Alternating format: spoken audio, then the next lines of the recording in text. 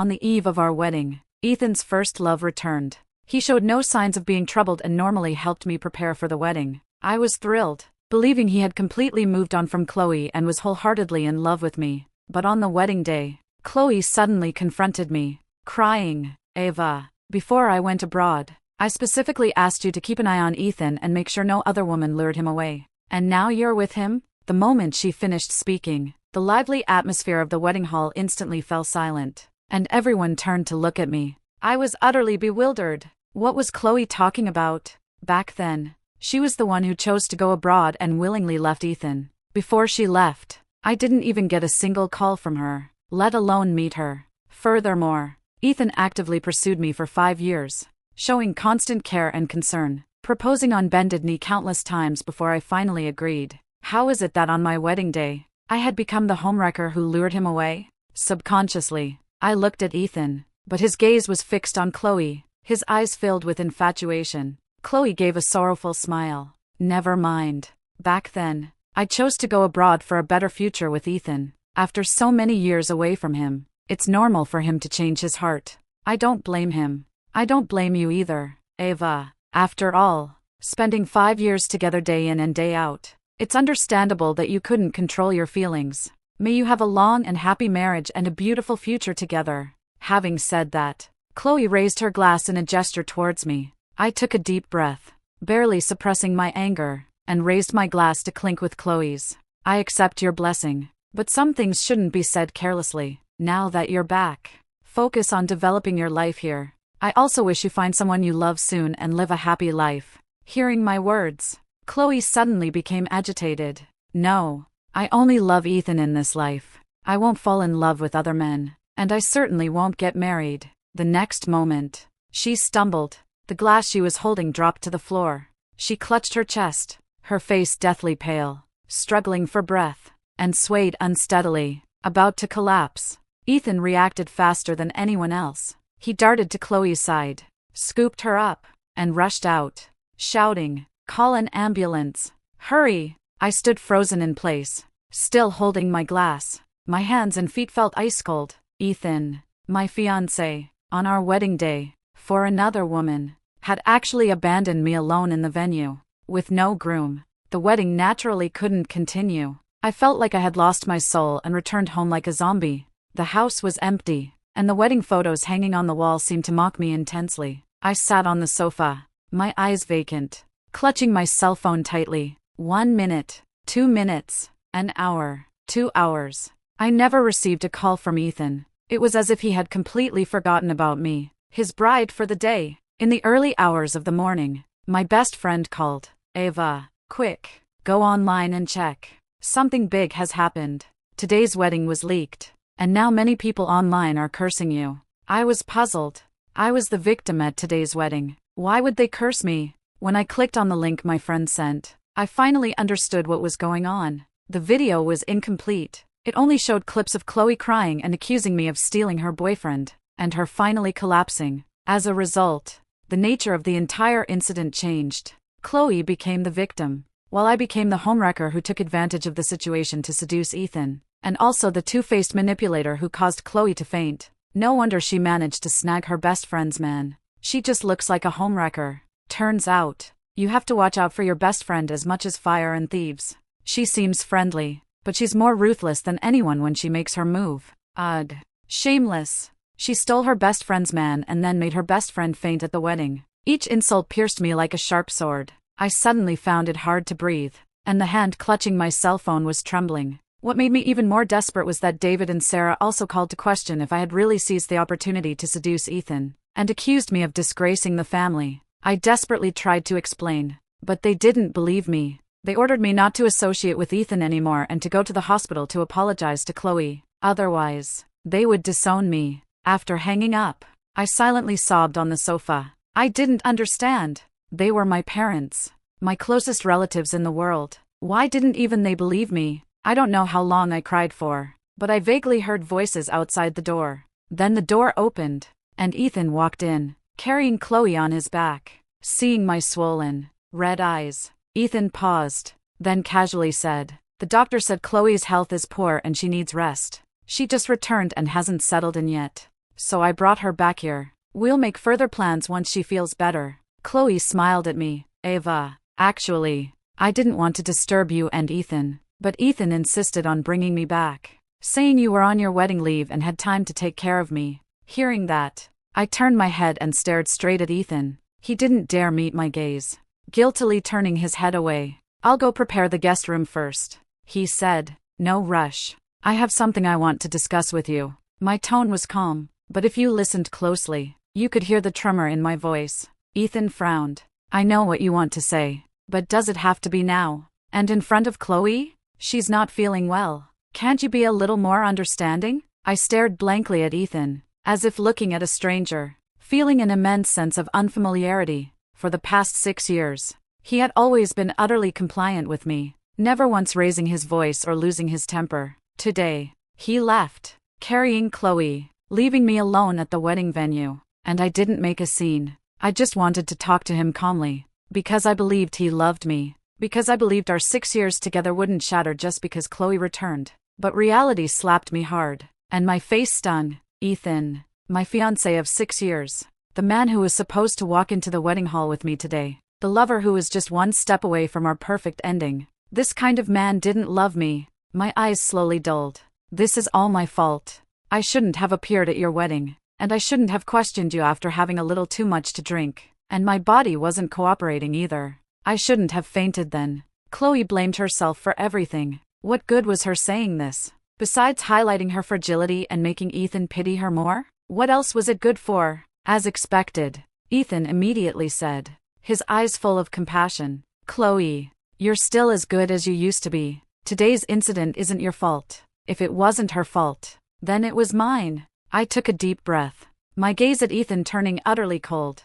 I took wedding leave to get married, but it's clear the wedding isn't happening now. I'll go back to work tomorrow. If you want to take care of her, then resign and stay home with her yourself. After saying that, I didn't spare Ethan or Chloe another glance and turned to go back to my room. Ethan's annoyed reproaches and Chloe's soft comforting words echoed from the living room. I climbed into bed and pulled the blanket over my head. As I drifted into a hazy sleep, I suddenly felt the bed sink, followed by someone hugging me from behind.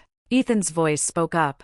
Still angry? Today's wedding was an unexpected incident. You didn't want it.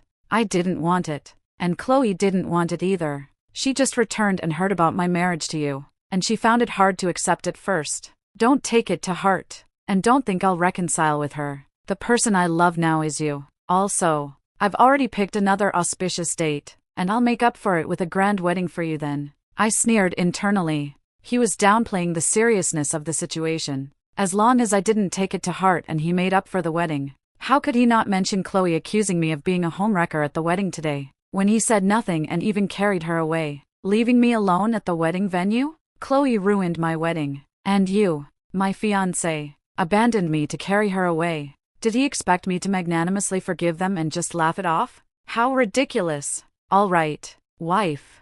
Don't be angry anymore. Ethan turned my body to kiss me, when Chloe's voice suddenly rang out from outside. Ethan, I can't breathe. Come quickly. Ethan jumped out of bed without a moment's hesitation and ran out of the room barefoot. Chloe, how do you feel? Do you want to go to the hospital? No need. Seeing you, I feel much better. Ethan, could you stay with me tonight? Only when you're by my side do I feel at peace. Silly girl, I'll always be with you. Their footsteps faded into the distance. In the days that followed, Ethan, as expected, resigned from his job to take care of Chloe at home. I went to work as usual, and when I returned home, I didn't say a word to them, treating them as if they didn't exist, because I had already registered our marriage before the wedding. I had been asking a lawyer to start the divorce proceedings these past few days. I wasn't considering an amicable divorce with Ethan, but chose to directly file a lawsuit and go through legal channels, not wanting to entangle myself with him in the slightest. The day before the lawyer submitted the divorce petition to the court, I returned home from work, and Ethan initiated a conversation with me. He had a smile on his face. Ava, I've arranged everything for the wedding. Tomorrow, you just need to be a happy bride. Chloe also smiled. Ava, congratulations on finally achieving your happy ending with Ethan. I'm sorry for what happened at the last wedding. So this time, I plan to play a supportive role to make you shine, letting you marry Ethan gloriously. Ethan explained. Chloe means she wants to be your bridesmaid. I sneered inwardly. Seeing I didn't speak, Ethan said, somewhat displeased. Ava, it's been a week since the last wedding. Your anger, no matter how great, should have subsided by now. Chloe's offer to be a bridesmaid is her way of trying to mend your relationship. Even if you don't agree, you should at least say something, right? I smiled. Agree? Why wouldn't I agree? I couldn't ask for anything more. Now that's the generous Ava I know. Chloe happily stood up and took my hand. Ava, let bygones be bygones. After your wedding to Ethan tomorrow, we'll still be good friends. I smiled and nodded. The next day, it was the same hotel, the same lively wedding atmosphere. Chloe wore a white chiffon gown, which looked less like a bridesmaid dress and more like a wedding dress. 20 minutes before the wedding was to start, she hurried into the dressing room, holding her skirt. Seeing that I hadn't changed or put on makeup, she exclaimed in shock.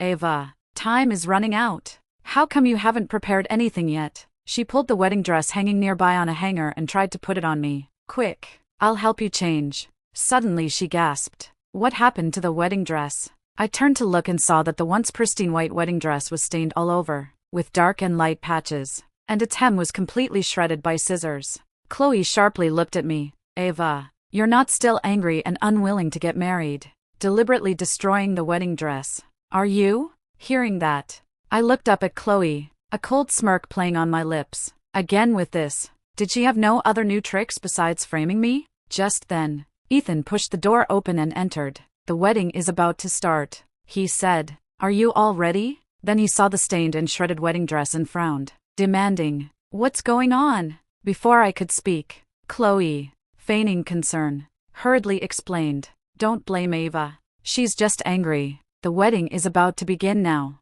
so the top priority is to find another wedding dress. Instantly, Ethan's gaze turned furious as he looked at me. Ava, before, you were sulking and refusing to speak, and Chloe and I accommodated you. But what day is today? It's our wedding. You actually cut the wedding dress. Do you want to wear this dirty, tattered wedding dress for the ceremony, or simply wear the hoodie and jeans you have on and make all our friends and family a laughingstock? I looked at Ethan, my eyes unusually calm. I won't be wearing a hoodie and jeans for a wedding ceremony, nor will I wear this dirty, tattered wedding dress. Ethan roared in exasperation. Then what do you want to wear? Nothing at all. Walk around naked? I gave a light laugh. Who told you I came here today to marry you? The moment I finished speaking, my hired lawyer walked in and extended his right hand towards Ethan. Hello, I am Ava's divorce attorney, and I am fully responsible for Ms.'s divorce proceedings with you.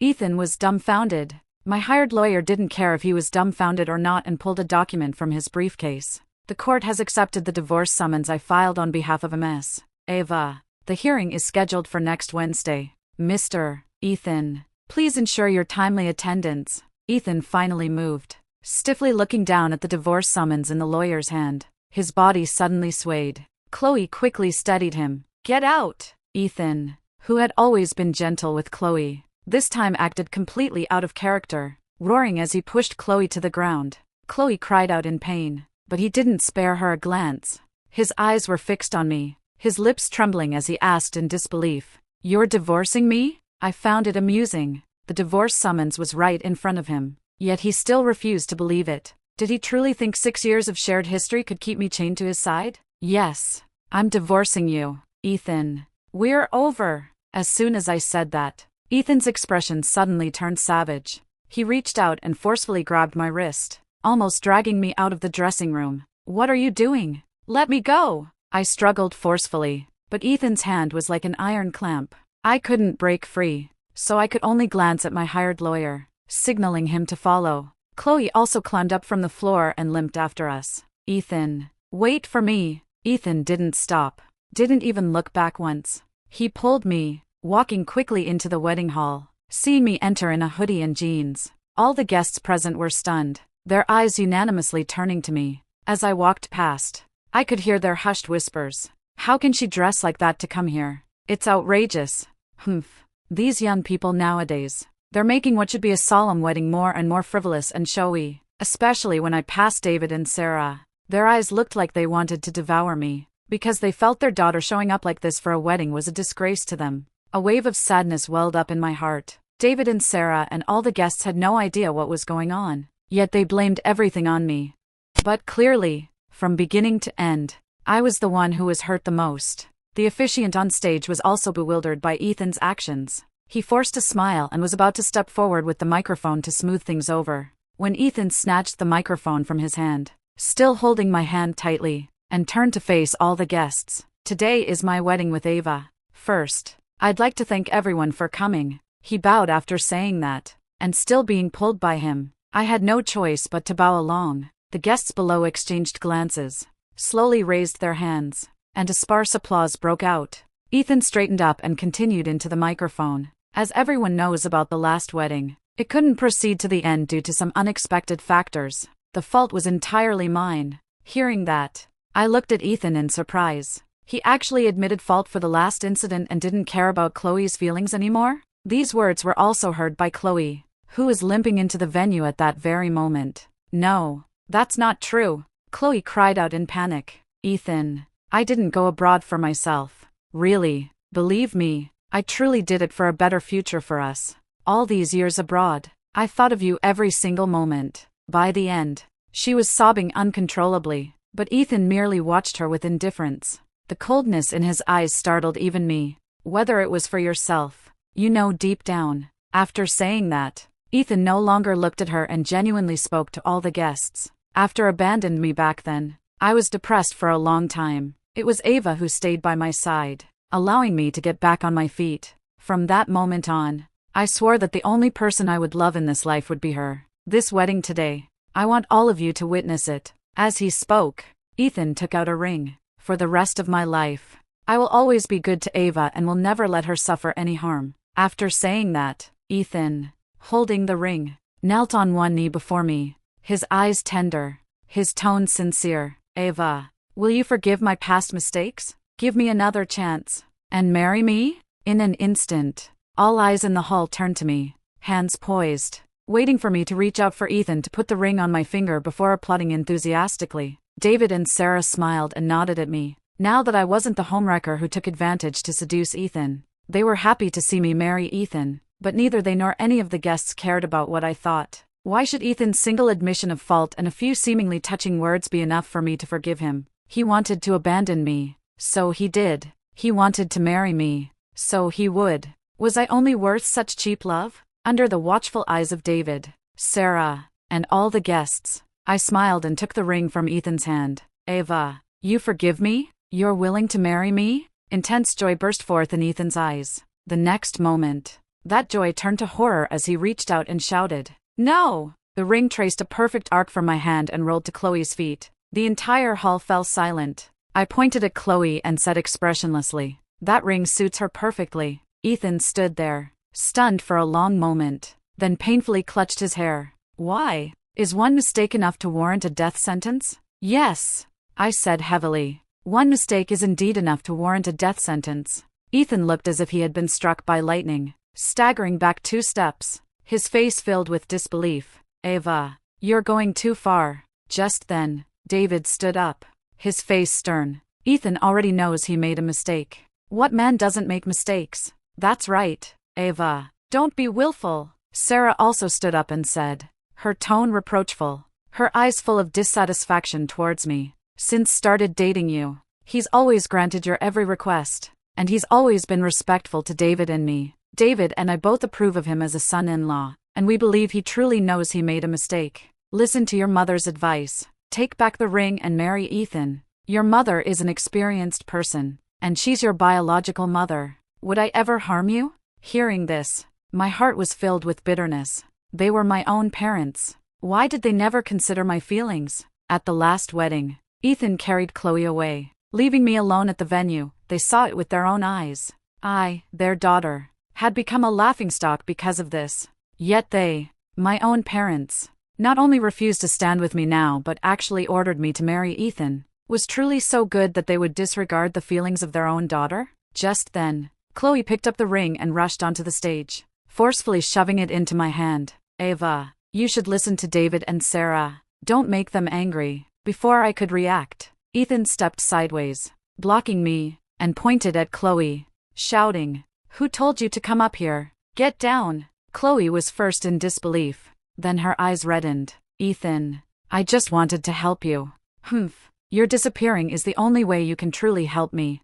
Hearing this, I almost suspected that the Ethan standing before me was a different person. Yesterday, he was still showing Chloe constant care and concern, his eyes full of tenderness, but today he had completely changed his face. So cold and heartless. If he could treat Chloe this way today, if I agreed to marry him, would he also treat me this way tomorrow? I couldn't bear to imagine it. Ethan. Chloe reached out to grab Ethan, but he shook her hand off. Don't touch me, Chloe. Since you could abandon me and go abroad back then, why did you come back? Without you, Ava would already be my wife. Yes. I'm sorry. It's my fault. I was wrong. Everything is my fault. Chloe bowed repeatedly. Ethan remained utterly indifferent. Chloe suddenly knelt before me, crying, Ava, please forgive Ethan. Every single mistake is mine. I'll get on my knees for you. Stop. I bent down and pulled Chloe up, sneering. I can't possibly accept your bowing down to me.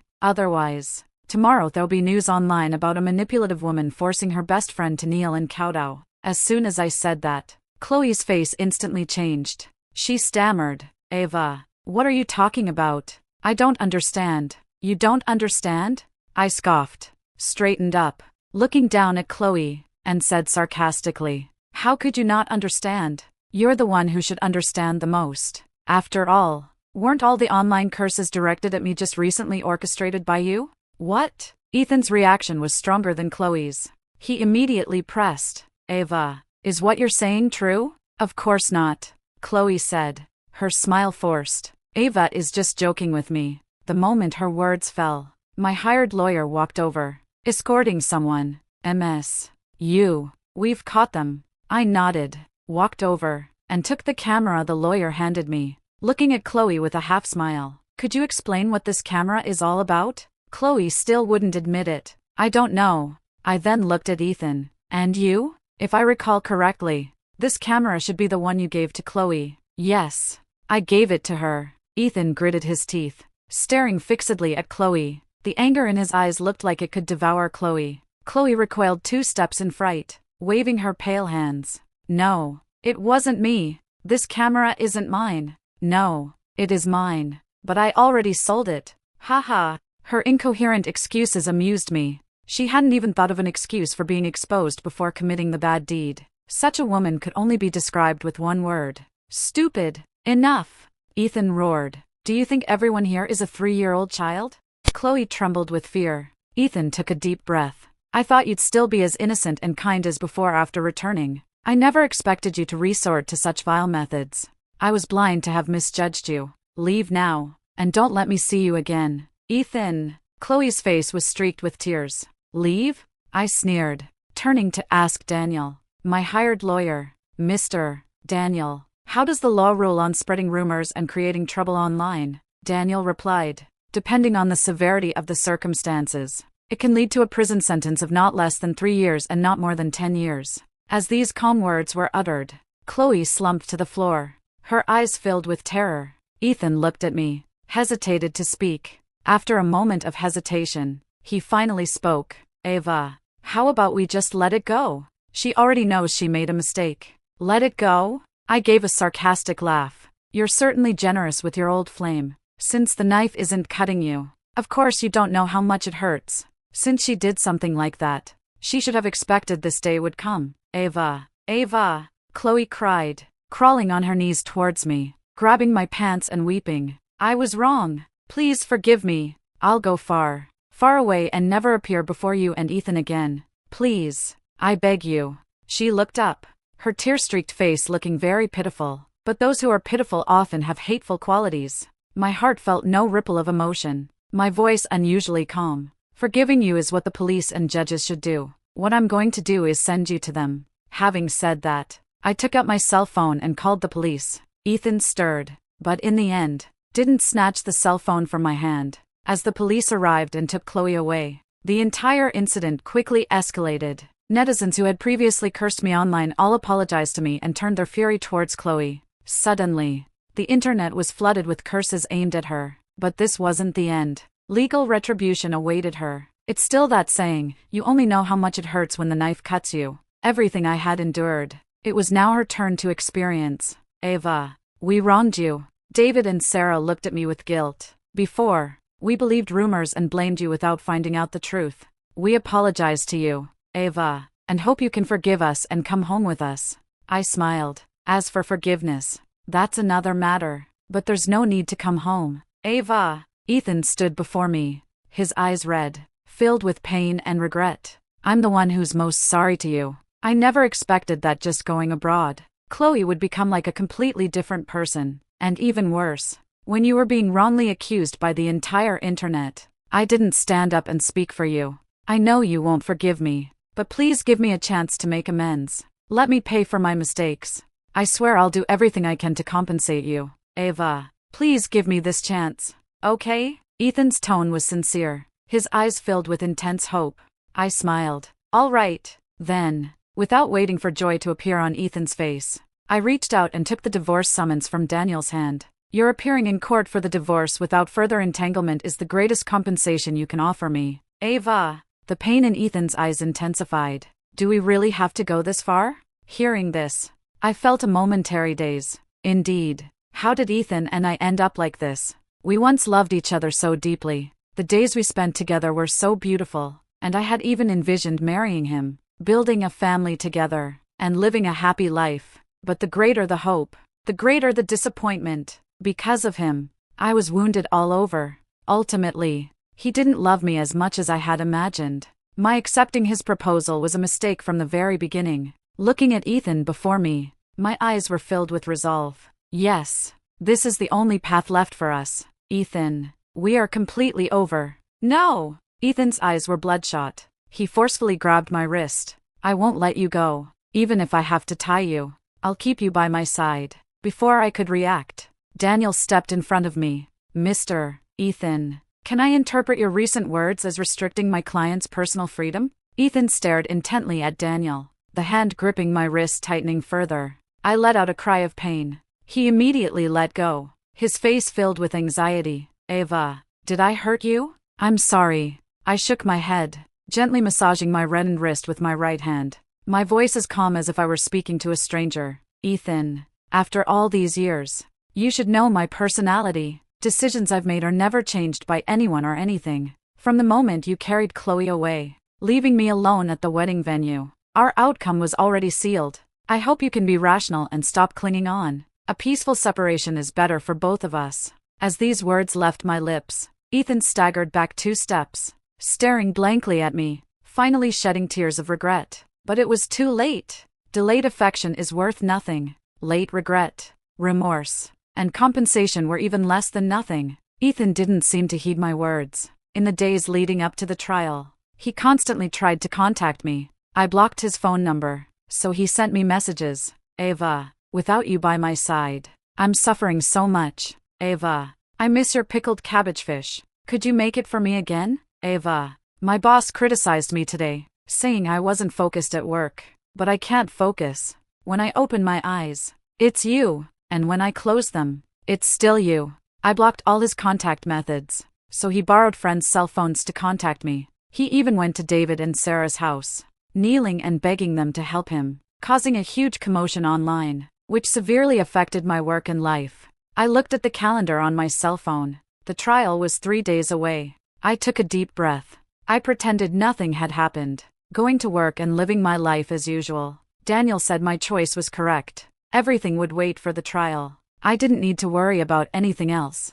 Letting Ethan cause whatever uproar he wanted outside. But a phone call from the detention center shattered my peaceful life. Chloe requested to see me. After a full day of hesitation, I still decided to go see her. Separated by the visitation glass, she and I sat facing each other. Her hair was messy, as if it hadn't been cared for, and her once delicate, pretty face was now so haggard there wasn't a trace of color. In her, I couldn't see a single trace of her former self. Are you surprised? Chloe stroked her dry, yellowish hair, a bitter smile on her face. I'm also surprised I've become like this. Her calm demeanor made me frown. Before coming, I had imagined her pleading for my understanding, or cursing me out for stealing Ethan and causing her to be jailed. I had anticipated all sorts of reactions from her. but I never expected her to sit facing me so calmly, like two old friends who hadn't seen each other in ages. I frowned. What exactly do you want to say? Chloe's expression turned serious. I'm begging you to forgive Ethan,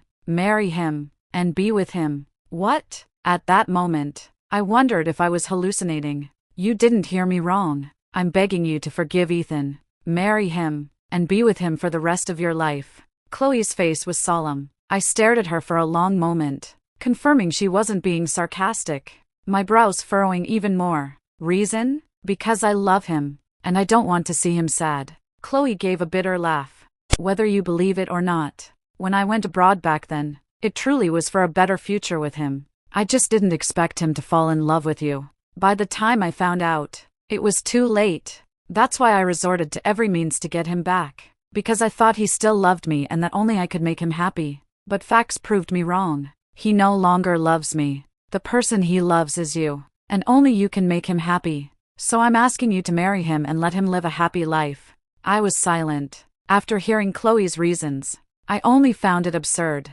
thinking she was foolish, crazy, yet I couldn't bring myself to mock her, because her profound love for Ethan genuinely moved me. I stood up and turned to leave. Stopping at the door, I said without looking back, I've felt your love, but I'm sorry, you're the one who loves Ethan. I no longer love him, so I won't grant your request. Having said that, I walked away without waiting for Chloe to speak again. 3 days later, the day of the trial arrived. In court, Ethan cried as he confessed his mistakes, begging for my forgiveness.